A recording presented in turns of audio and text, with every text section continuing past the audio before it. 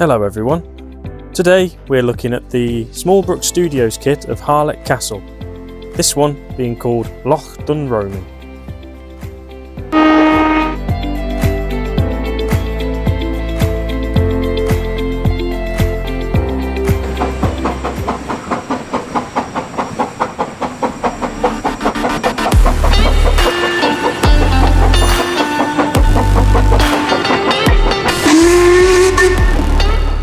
Hello everyone, and welcome back to the Kiln line. Today we're looking at this Baguley Drewry Ffestiniog Railway diesel shunter.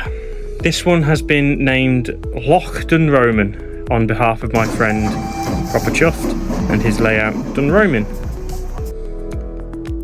This locomotive came as a kit of parts and recommended using a Hornby Terrier chassis. I did away with that because I bought two and they were awful chassis. So this locomotive in particular, which I'm going to show you before we look at anything else, is on a Bachmann 03 chassis, which is so much better and geared so well for this locomotive in particular. I painted the cranks red just to kind of contrast to the paint job of the locomotive. It just sits on like that. This locomotive's yet to have proper couplings fitted because I'm waiting for them to arrive from Bachmann, the chopper couplings that they've recently announced. So what we'll do is, now I've given you a background into this locomotive, we will have a look at it up close and you can pick out all the faults that I've made with the locomotive when I built it. Okay, now we're up close and personal. I do realise the steps are in the wrong place. I built this not really knowing what the original looked like at the time, and the instructions weren't very good. This locomotive was constructed from a Smallbrook kit that I had on eBay that didn't come with instructions, so I just winged it basically. The steps are in the wrong place. The chassis should be the other way around, so these doors here line up with these steps and that lines up with the front. But you know, they can shimmy up there, can't they, into the cab. But yeah, I've decided to paint this in a blue and white colour scheme purely because Dunromin is set in the Scottish Highlands. And I thought, you know what would look better and fit better than having the locomotive match the Scottish flag. So I did that and accompanied that with full-on wasp stripes on the front and back, because I'm a sucker for punishment, and the wasp stripes were awful to do, but I think it's come out pretty well. So on to the features of this locomotive. It's quite sparse in regards to detail, as a lot of kits tend to be, but I think considering the age of this kit, I did pretty well. Got a headlight on the front, doesn't function. Got the, I imagine that's the air intake, exhaust, the horn. As you can see, the red cranks, they do contrast quite nicely with the colour scheme. I put my own handrails on the doors as well, and handrails around the top of the locomotive as well. And then inside you have very basic detail. You've got a couple of dials in there, but that's pretty much it. Shall we have a look at the other side and the rear of the locomotive? So here we are on the other side of the locomotive and the rear. You'll notice they've got full wasp stripes on the back. Yes, I did it front and back and it was awful. So I won't be doing that again.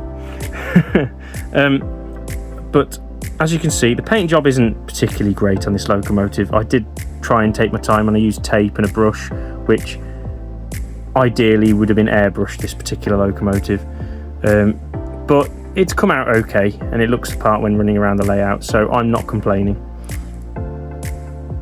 And I've got the red nameplates, which I got from CB Models. He's done Callum did a wonderful job on those. We've also got some for the next locomotive that's coming up too. This called Oakenham Works number 12, which hopefully will come out of customs soon and be with James from Little Western Railway for a little bit of servicing. So yeah, that's Loch Dunromin up close and personal. It's not the most detailed engine that I've looked at, but it's my first diesel and I'm incredibly happy with it. Here we are at the scales. I haven't actually weighed this locomotive yet, so this will be interesting. I'm not expecting great things because it does struggle to pull 3 Linton and Barnstaple coaches, but they are ridiculously heavy. So what we're going to do is we'll get this to let this calibrate, and we'll plonk her on the scales, see what it's like. Get it on the track. Yeah, it's 158 grams. I wasn't expecting much because you're only relying on the weight of the chassis really to keep this on the track. I may add some liquid weight at some point, but it does what I need it to do. The Kiln line is proudly sponsored by CB Models. Based in North Devon, CB Models are an amazing manufacturer of 3D printed scale models for your model railway and scale diorama needs. They have a whole range of 3D printed accessories and can make bespoke items for that impossible to obtain piece. They also ship internationally. So check out CB Models over on their Instagram, Facebook, eBay or their website to see what they have to offer. Since this locomotive doesn't have any sounds, shall we just get straight into the running session? I think so.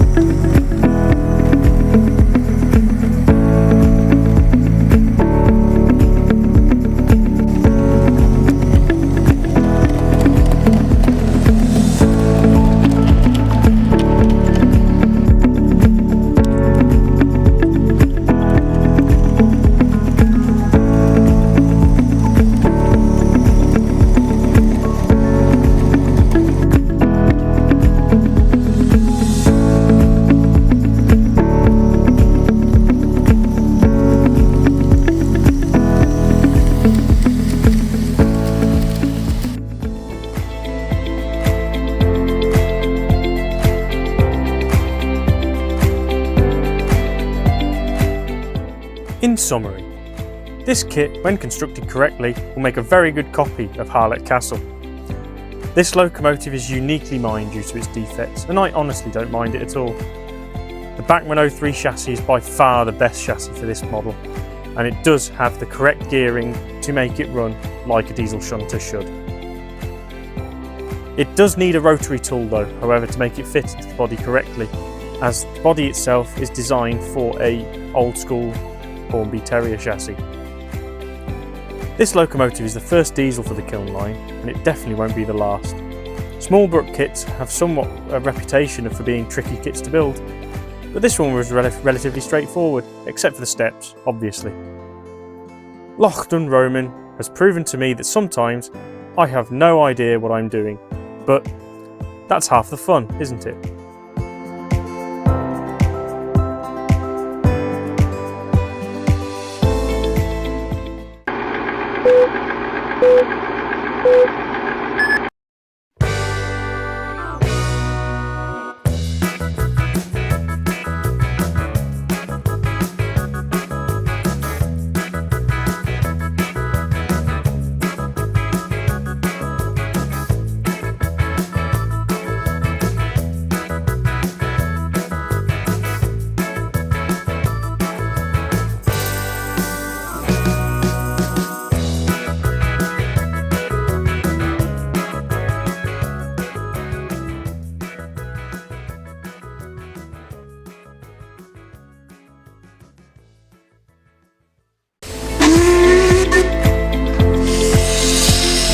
Thank you for watching.